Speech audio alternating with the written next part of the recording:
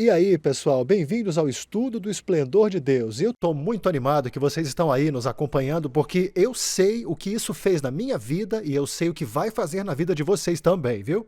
Eu olho e penso que tem sido uma jornada para mim e realmente é uma mensagem de vida para mim, que começou há quase 30 anos atrás e a minha vida nunca mais foi igual. Falando sério. E isso me deixou mais apaixonado por Jesus, mais apaixonado pelas coisas da eternidade do que qualquer outra coisa sobre a qual eu pudesse falar. Então, antes da gente começar, deixa eu fazer umas perguntas, umas provocações, tá? Só para dar uma ideia do que vamos ver aqui.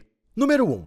Vocês estão satisfeitos com a proximidade que têm de Deus, o seu nível de intimidade com Ele? Bom, se são como a maioria de nós, incluindo eu, não, vocês não estão satisfeitos, querem ir mais fundo, querem estar mais perto dele.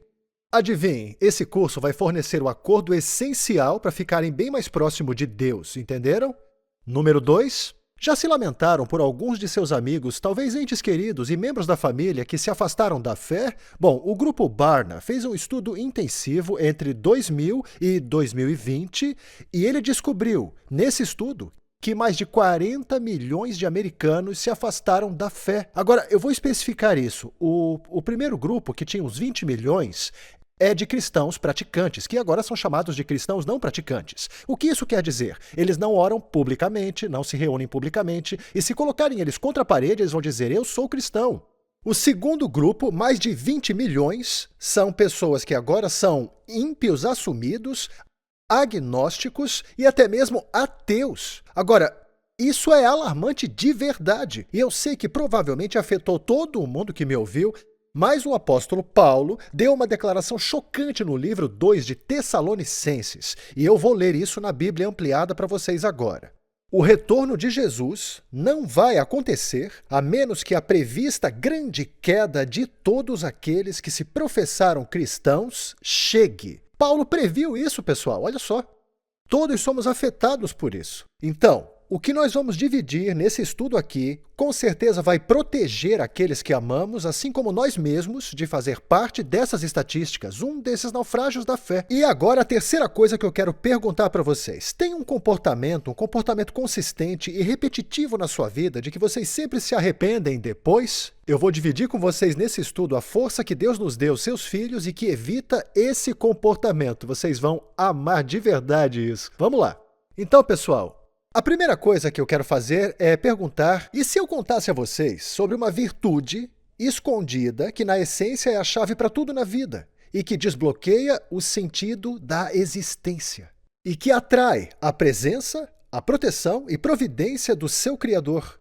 Ela está na raiz de todo o caráter nobre, na estrutura de toda a felicidade e fornece os ajustes necessários para todos nas situações harmoniosas que vocês possam encarar. Abraça a firmeza dessa virtude, vai prolongar a sua vida, proporcionar boa saúde, garantir o sucesso e segurança, eliminar faltas e garantir um nobre legado na vida. Bom, agora vocês devem estar pensando, pera, isso é ficção, não tem essa virtude não. Eu garanto a vocês que ela existe e foi escrita por um dos homens mais sábios que já caminharam pela Terra. Na verdade, não só escreveu essas palavras, como ele também foi ungido pelo Criador para escrevê-las. Então, ele começa como uma criancinha, beleza? E ele é educado pelos seus pais dentro dessa virtude que ele abraça e o torna um grande e sábio líder. Com o tempo, ele já governa milhões de pessoas. Ele teve tanto sucesso na sua liderança que reis e rainhas viriam do mundo todo só para ouvir a sua sabedoria e para ver o sistema que ele havia montado e os procedimentos que ele tinha implementado em sua nação.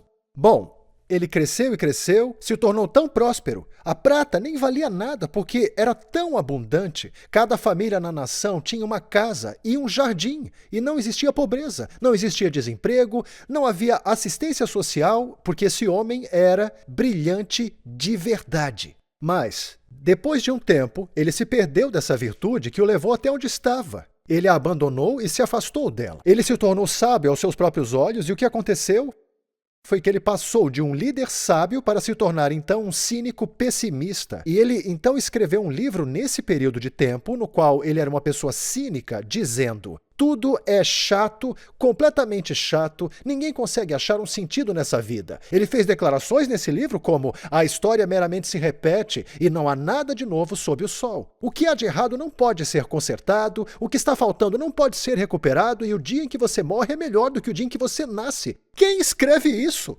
Só alguém que se tornou cansado e cínico. Bom, a boa notícia é que ele não morreu desse jeito. Ele se recuperou. Porque lá no finalzinho desse livro, chamado Eclesiastes, o livro dessa visão cínica sobre a vida, ele se recupera. Porque ele fala lá no último capítulo 7 vezes, de um jeito ou de outro, para lembrar de Deus. E aí lá no último versículo desse livro, ele escreve: aqui e agora é a minha conclusão final.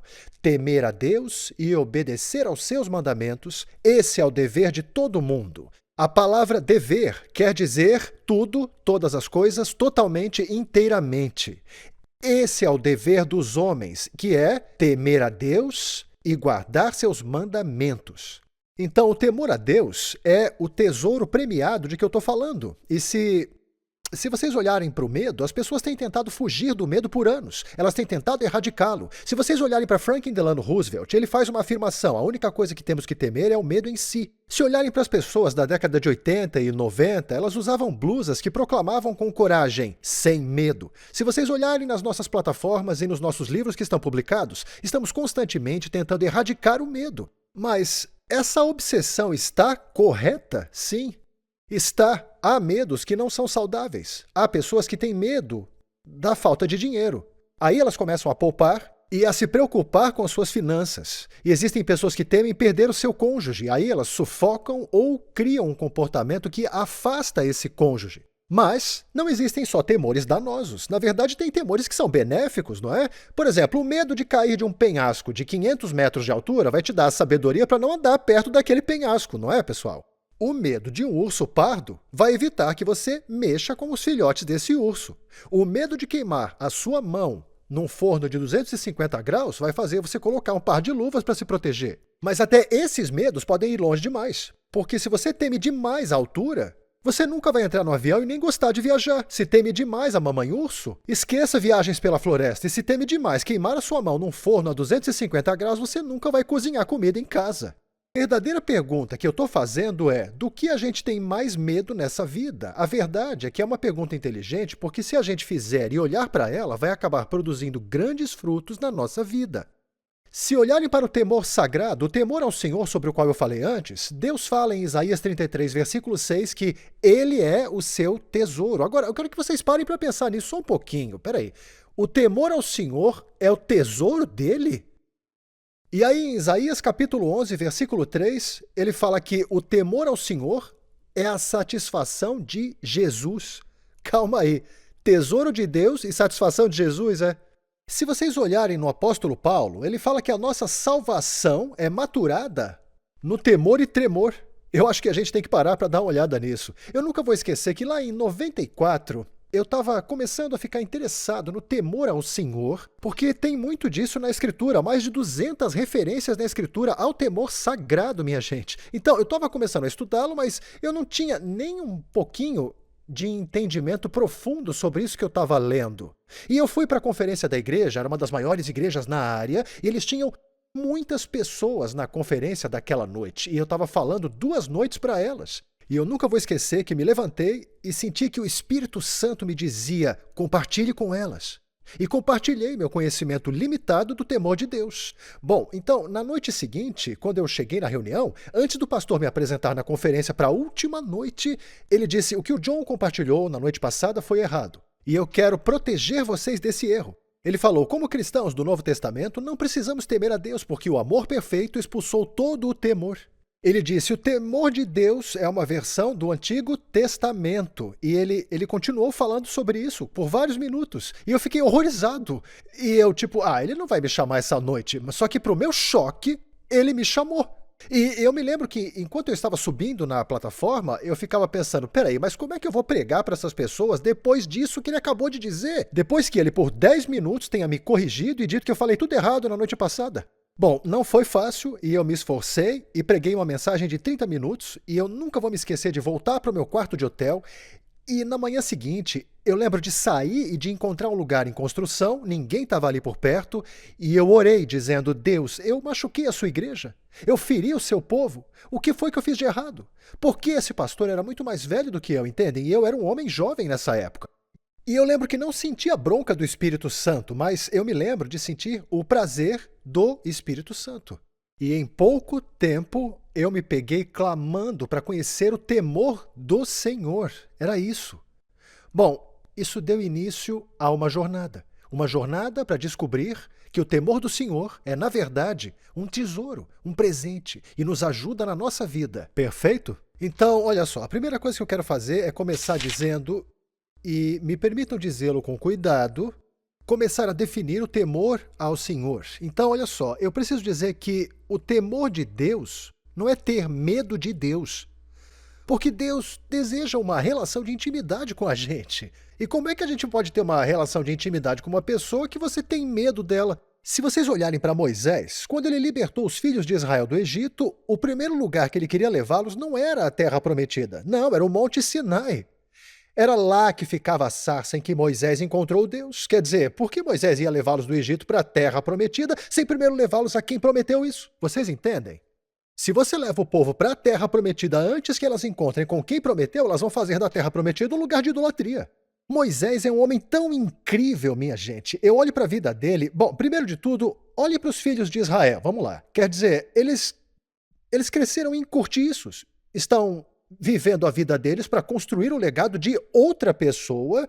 Eles têm o quê? Marcas nas suas costas pelos chicotes, estão sendo escravizados o dia todo, eles têm seus filhos levados à morte pelos egípcios, mas eles saíram do Egito e estão constantemente dizendo: queremos voltar para o Egito, queremos voltar. Moisés está vivendo numa das casas mais bonitas do planeta. O avô dele é o homem mais rico do planeta inteiro. E por quê? Por que ele não quer voltar? Porque ele tem um encontro com aquele que todos nós esperamos. E esse único encontro com a presença dele naquela sarça fez com que Moisés nunca mais olhasse de volta para o Egito. Bom, ele quer levar Israel direto para aquela montanha para encontrar com o mesmo Deus que ele encontrou naquela sarça. E quando ele tira eles de lá, ele tem essa conversa privada com Deus aqui em Êxodo capítulo 19, versículos 3 e 4. Deus fala para Moisés: assim você deve dizer para a casa de Jacó e falar para os filhos de Israel: vocês viram o que eu fiz aos egípcios e como eu levei vocês em asas de águia. Olha só isso, gente. Eu trouxe vocês até mim, então. O grande objetivo de Deus era libertar Israel do Egito,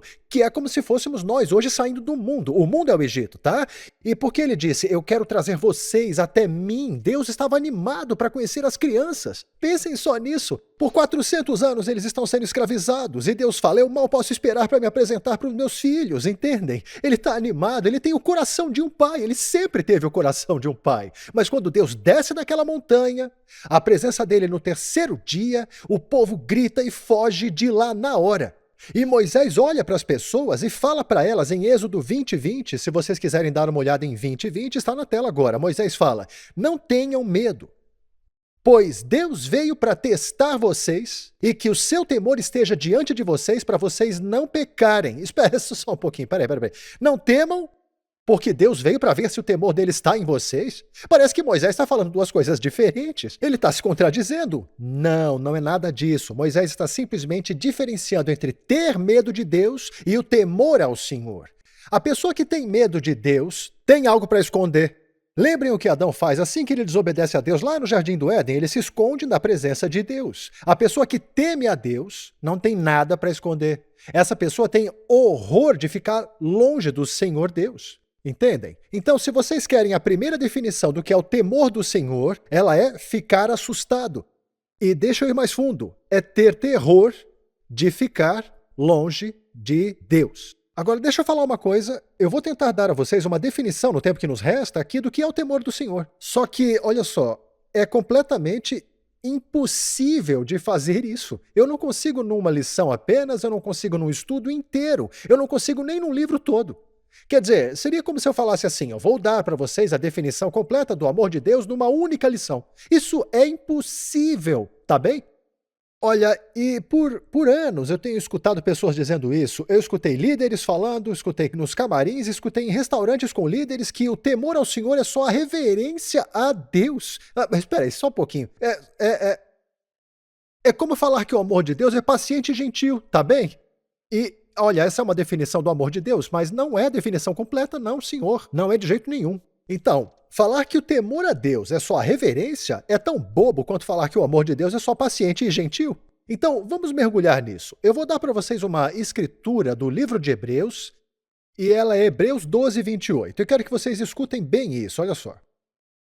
Portanto, já que estamos recebendo um reino que não pode ser abalado, vamos dar graças para que a gente possa servir a Deus de forma aceitável. Mas como é que fazemos isso? Bem, com reverência e temor divino. Pois nosso Deus é o fogo que consome. Agora, notem que ele pegou duas palavras, reverência e temor divino. Ele não está se repetindo. Então, o temor de Deus não pode ser só reverência, basta ver no versículo isolado aqui.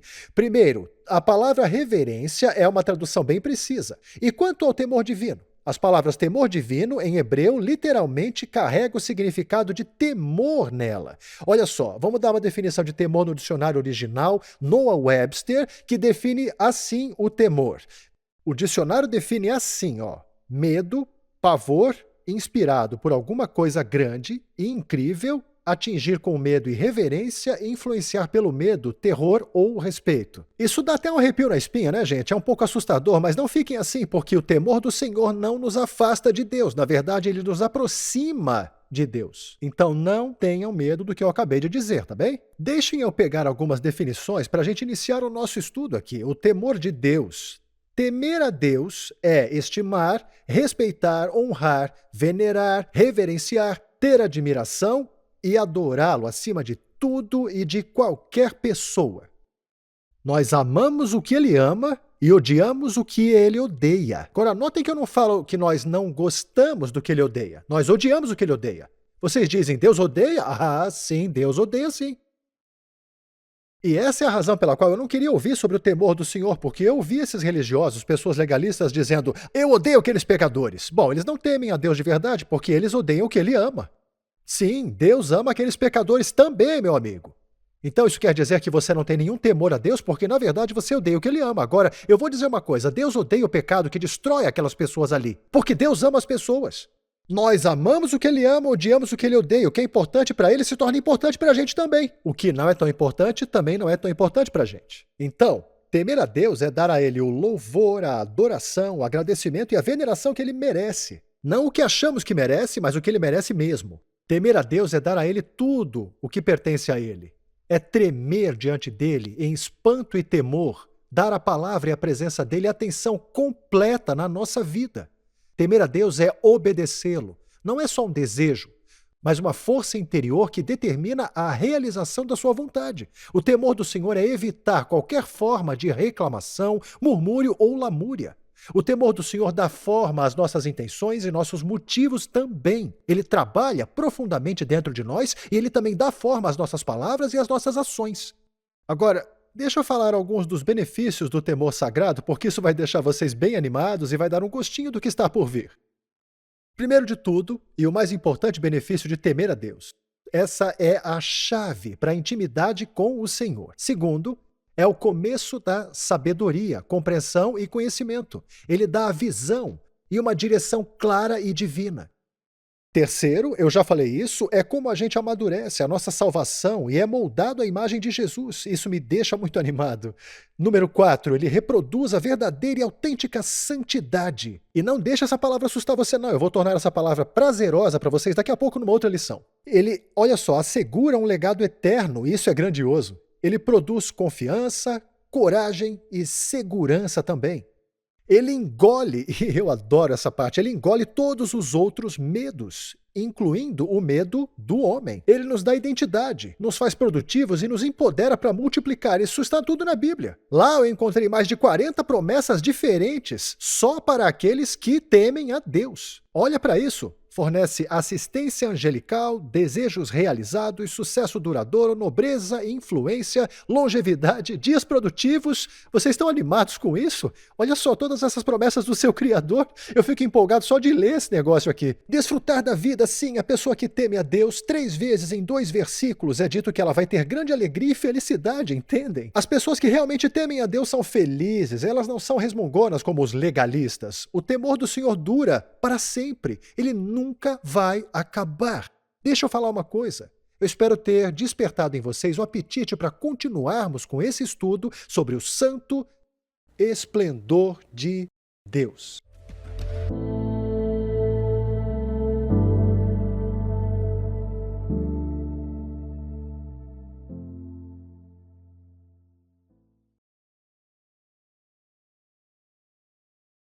Apresentando Messenger X, uma nova plataforma de downloads e streaming de vídeo. É uma biblioteca digital completa com cursos de discipulado de John e Lisa Bevere, incluindo aulas em vídeo, audiolivros, e-books, filmes curtos, bíblias e muito mais. Essa nova plataforma pode ser usada em todos os seus dispositivos e é completamente grátis em mais de 125 idiomas. Discipulado para todos em todo lugar. Baixe o aplicativo ou vá para messengerx.com.